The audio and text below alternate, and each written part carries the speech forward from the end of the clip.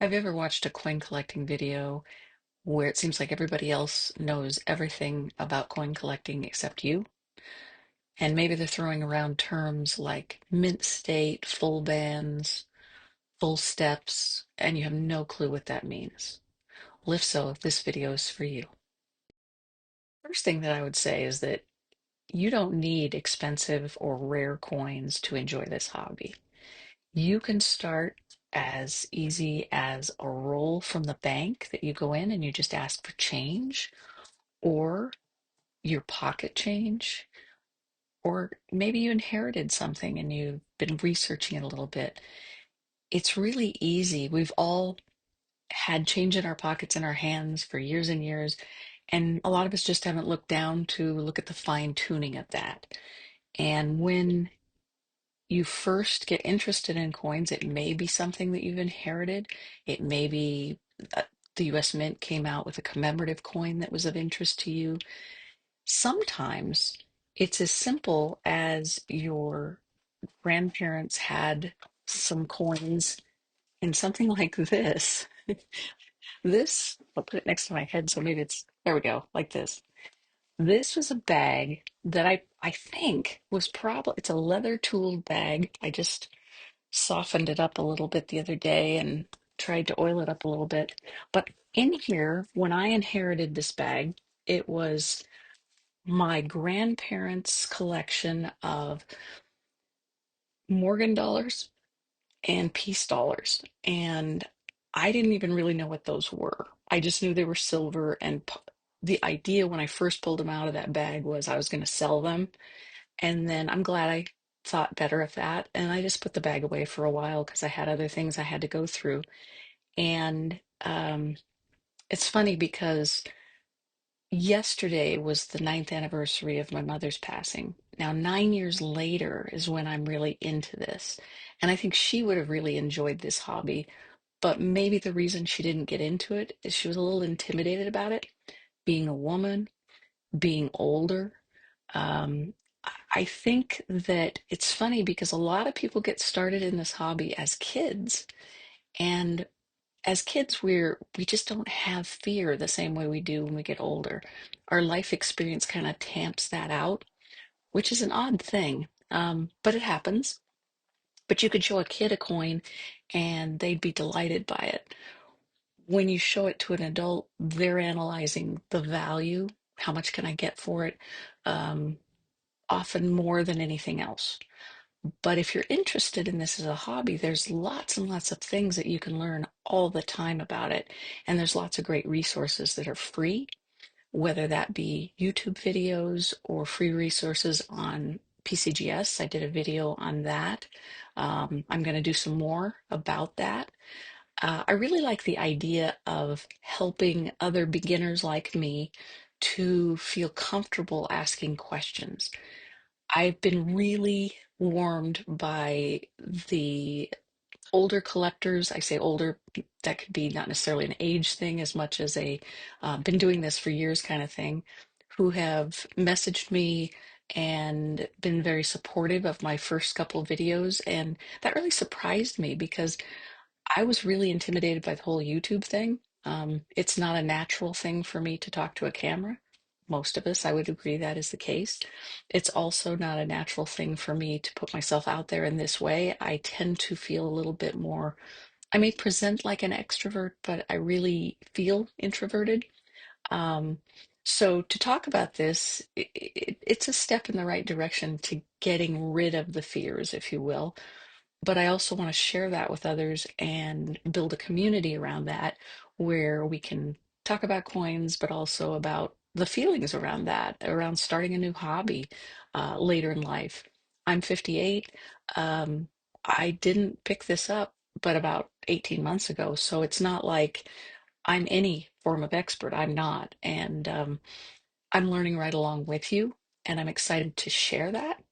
And along those lines, when we talk about how easy it is to get into the hobby of coin collecting, you could be a coin roll hunter. You could go into a bank, ask for rolls of coins. Now, I mean, you could go in and ask for $5 worth, or you could drop a couple thousand. you're not dropping the money, you're bringing the money back. So don't think to yourself that, this is gone forever. It's not, it's not. And then you could hunt the rolls to find all kinds of things. Then when you go through rolls, sometimes you find nice coins like this one, which is a dollar innovation dollar that I put into a flip. These flips are really cheap, and that's a really good way to store your coins. Um, you can also purchase coins already put into holders. Now, I got this one off Great Collections, but that was several months into my collecting. You don't have to buy anything expensive to get started in this. Truth be known, this is a book, and these are very cheap, and you can put your coins in it. Sorry about the, there we go. I'm getting better, sort of. But you can do these for any denomination and keep your coins like that. I think this was pretty much how people started. I have a lot of these that were very old that somebody got rid of them on eBay or found them in a garage sale, and they had the coins in them. And that's one way to hunt coins. Another thing you can do is you can get proof or uncirculated sets. This one's a proof set. They vary in price, whether they're silver or not, but these things are like $7 to $10 on eBay. You can get uncirculated coins. The red indicates Denver, the blue, Philadelphia Mint. You can look at these and you can get those coins graded or just put them in albums or just enjoy them the way they are. The point is, there's lots of different ways to collect coins. You can collect US coins if you're in the US, um, Canadian coins, international coins. I mean, there's lots. And there's lots of free information about all those things.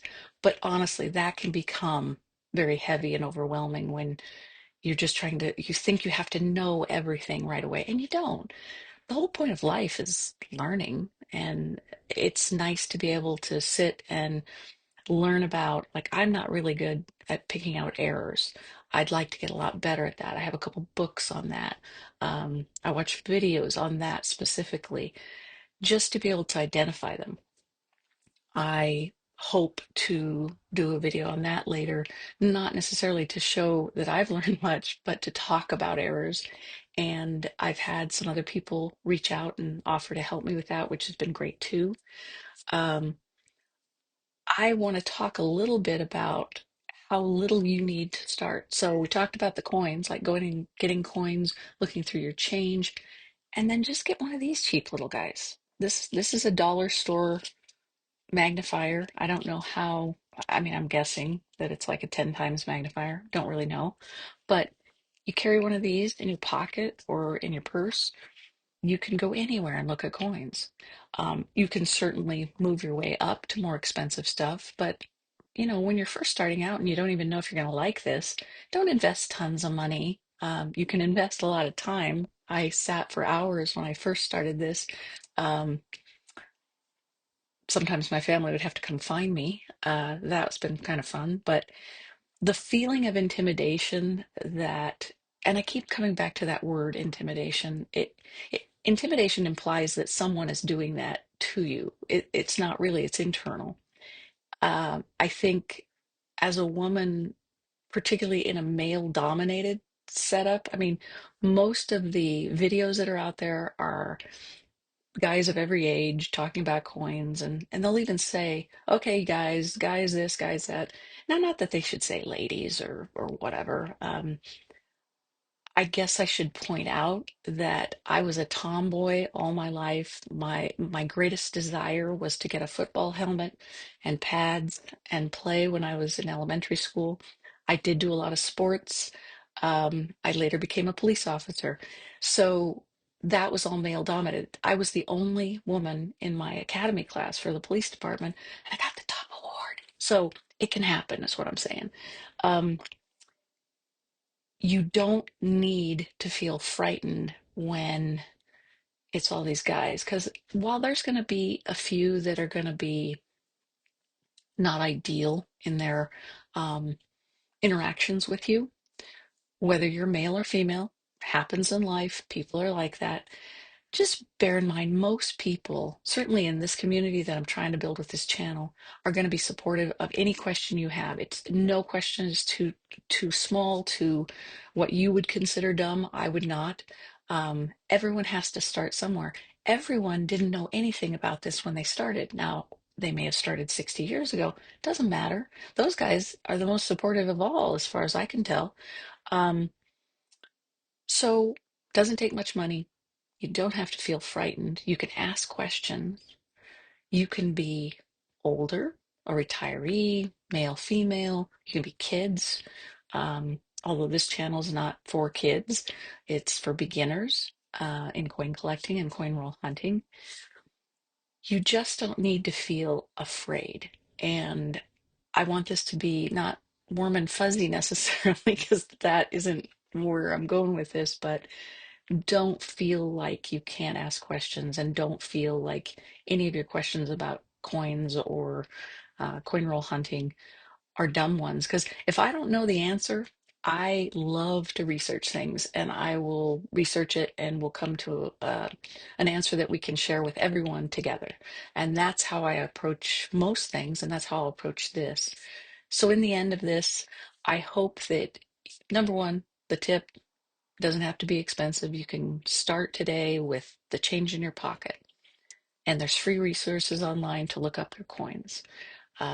Another tip is we all had to, maybe these are less tips and just comments. I'd like to think they're tips. Take them as whatever you can. Um, is to feel okay enough to ask questions, at least here. I think that there's a lot of great resources on YouTube, amazing number of resources. There are creators that I really love to watch. Ben the Coin Geek, Blue Ridge Silverhound, they're the Silver Stacker. These are three of many that I've watched and learned a lot from and continue to learn from. Some of the delivery for me is a little too in my face. I try to look past that and just get what I can from the videos and move on. But again, it's a sensitive part of, I don't think it's necessarily female. It's just the beginner in me that I feel like if I ask the question, I might look stupid, and you won't. So at least not here. And I'm going to be trying to go to a flea market where I know they have some coin collectors that show up this weekend. So if I do, I'm going to hopefully have some footage from that. Um, I'm pushing myself a little bit to get more videos out. I also am dealing with some stuff at home that I have to take care of, so there may be a little less of that. But if you need to contact me, there is also an email in my little bio. So I hope that you just know I'm here for you. I may not have the answers, but like I said, we can look together for them. And I hope in the end, this has made you feel a little less intimidated about joining the hobby, getting involved with talking about coins, learning about coins, and, maybe one day you'll have a channel where you'll be sharing your little coins and tools, and um, just know that I'm here for you. And thanks for watching. This is Andrea with Dig for the Pony. If you like this kind of content, like and subscribe. Thanks.